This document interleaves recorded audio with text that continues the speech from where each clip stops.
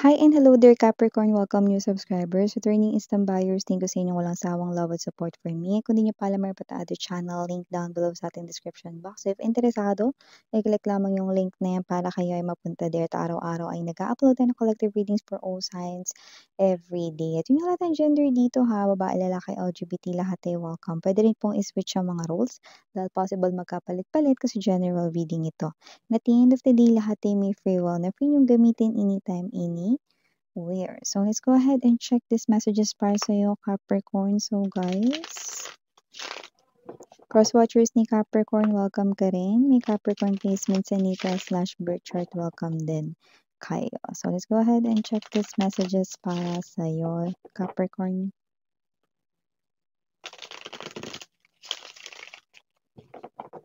Mga mensahe for Capricorn, please. Okay, so let's go ahead and check this mga mensahe for you, Capricorn. So guys, you do have here the energy of Seven of Swords. Nandito din for you, Capricorn, King of Swords, Queen of Coins, Lovers, Star Energy, Four of Cups, bottom of the deck, Three of Wands, Four of Wands, and the Queen of Wands. Wow!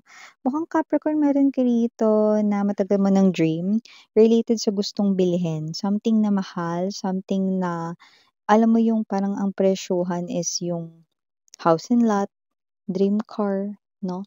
Or something to do with pangarap mo dito, no, na bilhin. So, I do see na magkakaroon rito ng katuparan nito. Wow! At maaaring mangyari na ito, no, next year, no, during the first, second quarter of next year. Maaaring mabili mo na yan, masimulan mo na yan, no. Yung iba pwedeng yan ay maging hulog-hulugan nyo rito, no. Pero, talagang makukuha mo na yan this 2026, no, Capricorn. So, wow! So, maliban dyan, nakuha rin ako ng energy rito, ha. Yung iba, okay? Maging alert kayo and observant dito. Meron akong energy rito na very close siya sa inyo, pero nakikita ko, no, na itong tao na to, no, ay nakikita kong lolokohin kayo sa pera. Kung sino man ito, hindi natin ito pwedeng i-limit lang, no, na sa lover ninyo or whatsoever. Pero yung iba pwedeng kapatid nyo ito, pwedeng family member, no, someone who's close to you might betray you sa money. That's what I'm seeing from here. Okay? So, ingat-ingat Capricorn, no? Maaring yung iba kunin lang yung loob nyo rito, yung pala, meron ditong binabalak, no, na kumuha ng iyo ritong pera or pagmamay-ari mo na pinaghirapan mo. Okay? So, maliban dyan, when it comes to love naman, King of Swords energy and the Star, may energy dito, no?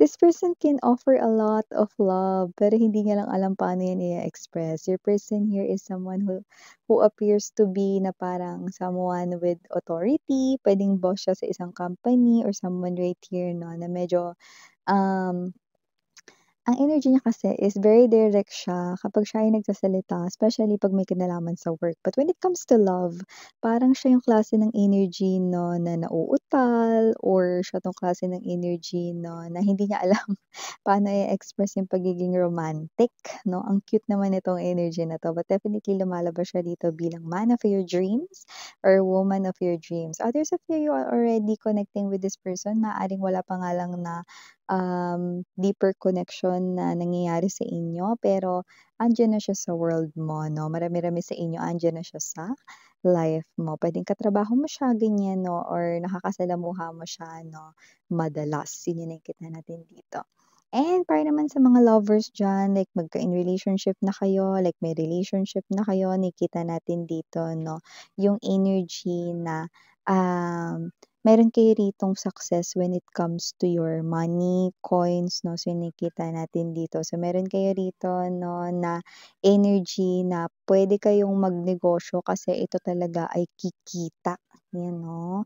Kaya kung makakapag-isip kayo ng partner mo 'no, na magnegosyo, malaki at mataas ang chance na maging successful 'yan. Minsan kailangan ba ngayon na?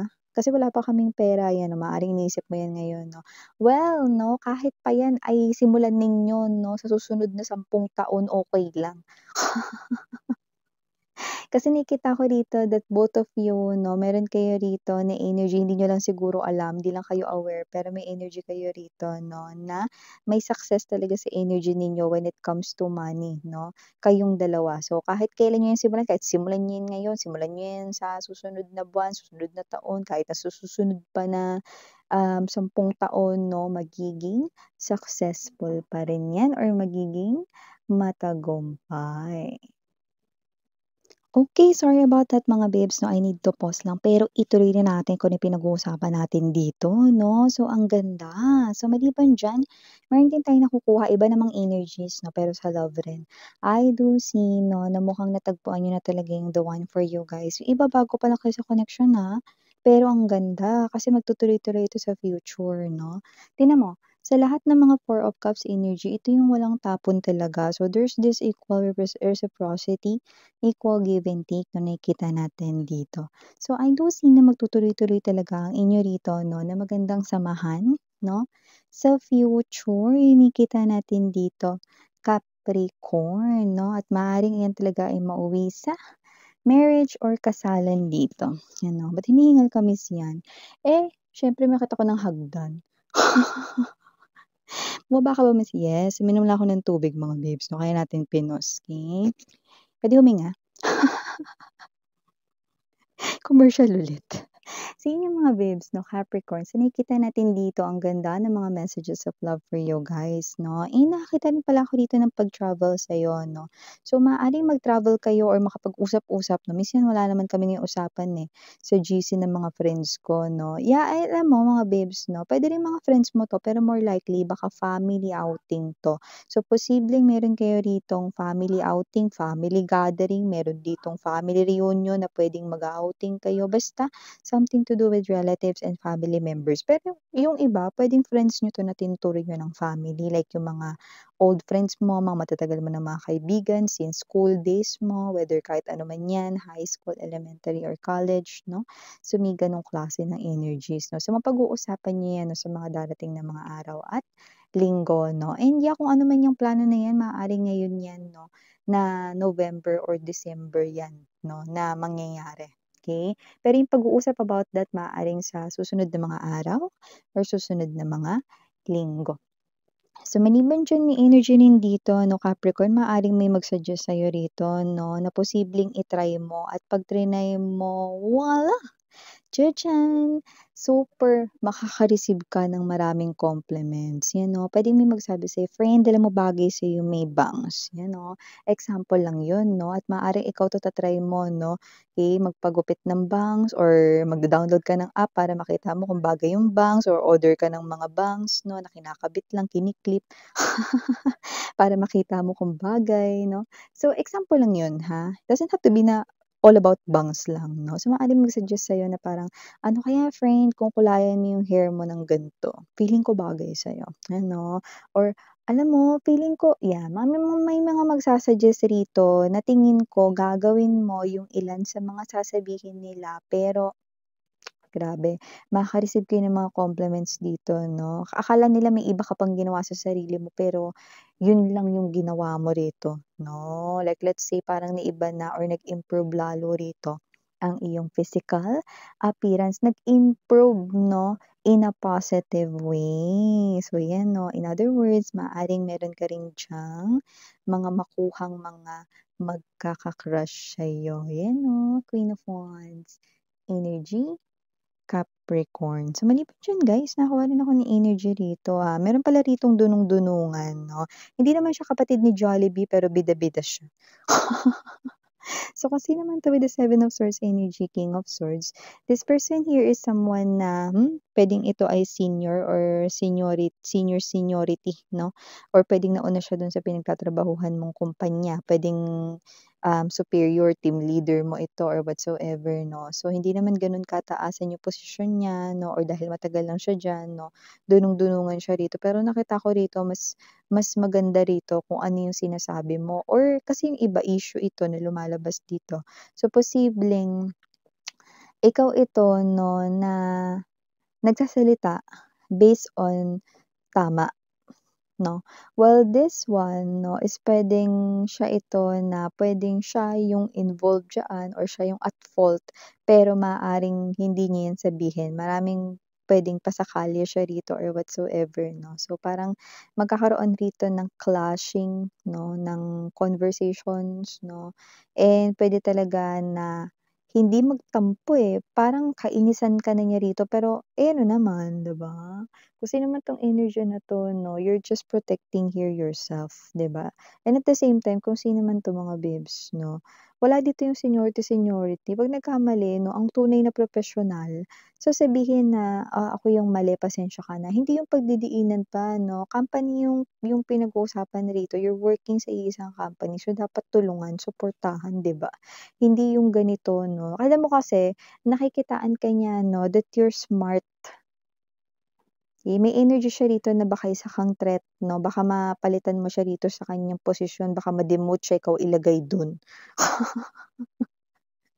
Yeah, you're smart daw kasi rito, may lumalabas ditong Aquarius characteristics. So, wala tayo ditong energy ng kahit anong zodiac sign, pero meron ditong lumbas 'no, na meron kang Aquarian characteristics 'no.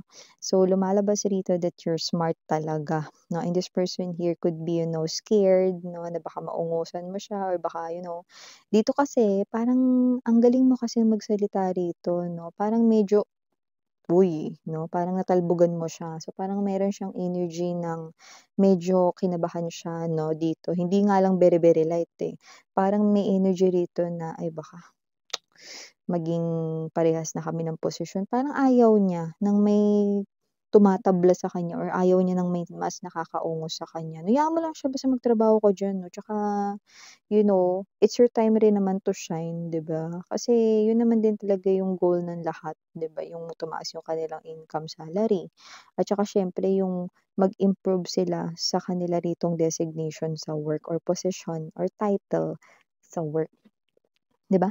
Yung iba baka entrepreneur kayo na ito siyempre malinaw na malinaw inggit siya sa'yo. Kasi baka maagaw mo na halos lahat ng kanyang customers or buyers dito, 'di ba? So, meron din tayong maganda ditong message, blessings coming sa inyong home, Four of Wands energy, Three of Wands. Maaaring ang blessings na yan ay dumating this December going to January sa pagpasok ng taong 2026. Ibig sabihin, puwedeng meron dito na magandang mangyari 'no, sa inyo rito 'no, na family member or puwede rin naman mismo sa'yo. Something na swerte na papasok sa loob ng tahanan 'no, na lahat dito ay magiging masaya at puwede rin namang lahat ay makinabang. So, puwedeng gano'n 'yan mga babes 'no. Kung meron kayong family business, do'n ko nakikitang tatama yung swerte. If wala, puwedeng tumama sa'yo or tumama sa isa sa mga family member mo ang swerte. So, ito yung mga messages para rito sa inyo, Caps. Thank you so much sa inyo ritong walang sawang love and support for me. At again, I'm Miriana Onni. For the girls in Yana, do not for the boys, sarang love and light. Annyeong.